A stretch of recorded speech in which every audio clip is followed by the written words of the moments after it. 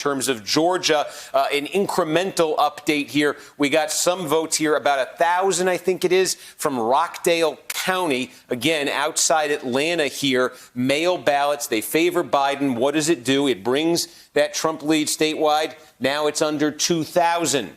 Now it's 1,902 votes. Wow. That is Donald Trump's lead. It's so close that when you do it to the 10th of a decimal point, it is now a tie, 49.4 to 49.4. You'd have to go to the hundredths of a decimal point at this point to see the Trump lead. Since we have been on the air tonight, just looking at my notes, and my notes are an absolute disaster here. I mean, this is ridiculous. But reading my own handwriting, going from 9,500 votes is the vote tally, the vote lead for Donald Trump at the beginning of the night, 9,500 to 9,400 to 3,400 to 2,400 to now under 2,000 votes for the president as the vote continues to sort of irregularly and on a surprising non-schedule roll in from Georgia. It just seems like it's inexorable at this point, Steve. Yeah, I mean, again, we're just looking at the list of, what we think is to come. There are votes, as I said, to come in Forsyth County, Republican County. But again, the mail ballots we've gotten from there so far, Biden was leading it very close. It's not like Pennsylvania where Biden's getting 70%, 80% with the mail, but Biden was even leading those. So, yeah, I mean, the big thing here, I think this is now the biggest outstanding source of votes in Georgia is Clayton County. We had a small update there from there a few minutes ago, and that was what brought Biden within 2,500. Many more, again, many relative to what's left statewide to come from Clayton County, where Biden is 85% of the vote right now. So, yes, you can clearly see a path here for Joe Biden to get into the lead in Georgia. Now, again, if he does get into the lead, you're at such a point here with the votes that are left that it seems, very likely that the leader at the end of the night is going to be well within that 0.5 point range where the loser could, if they want, request a recount. So you've got that issue in Georgia. But yes, you could see Biden.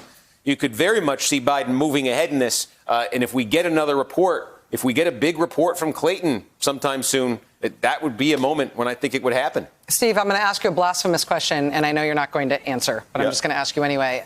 Are we, as vote continues to come in tonight in Georgia, are we conceivably coming to a point where the decision desk, which is not you and is not me, where the decision desk could be starting to talk about an apparent winner in Georgia? Well, so I can explain the term apparent winner, and you could decide if you think it might apply. It's basically when we think, as a network, the decision desk thinks that every vote in the state has been accounted for and there's no other source of it that could even theoretically change the outcome. If it's very, very close and a candidate is a recount possibility, something like that, that's when you'll get the term apparent winner.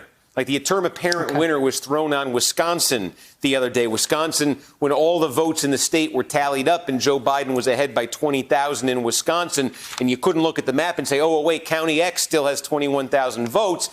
But it was within the recount parameter. The decision desk said, OK, that is the apparent win there that Joe Biden's just put on the board. So, yeah, Georgia, it's similar in terms of what the recount situation would be in Georgia to Wisconsin. So, if you could get all, again, in any state, I don't want to.